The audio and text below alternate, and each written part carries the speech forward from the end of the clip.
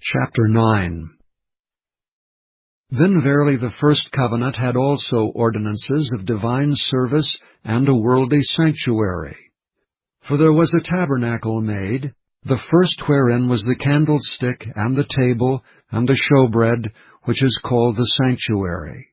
And after the second veil the tabernacle, which is called the holiest of all, which had the golden censer, and the ark of the covenant overlaid round about with gold, wherein was the golden pot that had manna, and Aaron's rod that budded, and the tables of the covenant.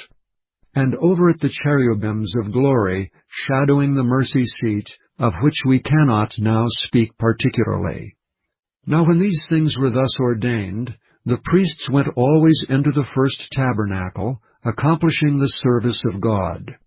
But into the second went the high priest alone once every year, not without blood, which he offered for himself and for the errors of the people.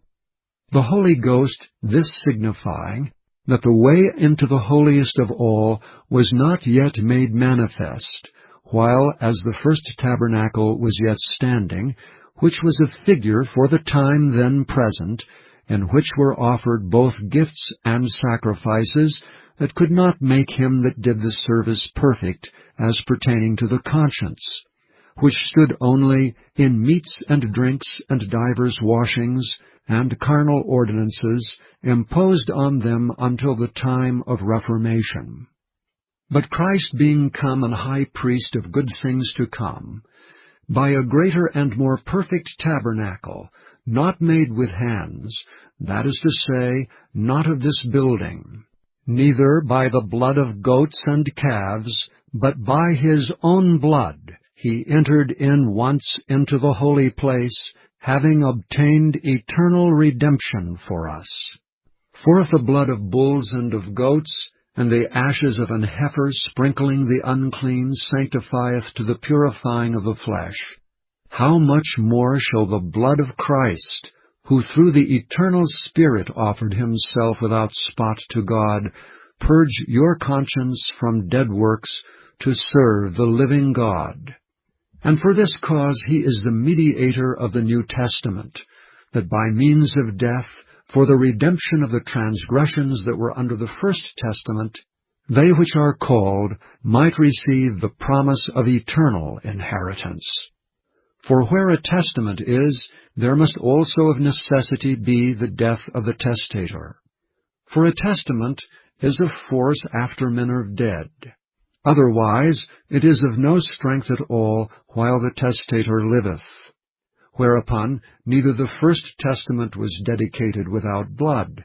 For when Moses had spoken every precept to all the people according to the law, he took the blood of calves and of goats with water, and scarlet wool, and hyssop, and sprinkled both the book and all the people, saying, This is the blood of the testament which God hath enjoined unto you.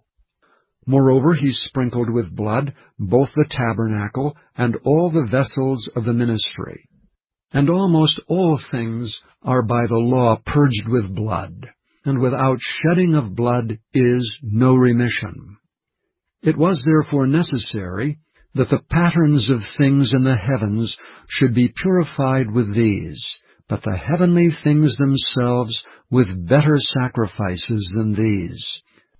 For Christ is not entered into the holy places made with hands, which are the figures of the true, but into heaven itself, now to appear in the presence of God for us. Nor yet that he should offer himself often, as the high priest entereth into the holy place every year with blood of others. For then must he often have suffered since the foundation of the world.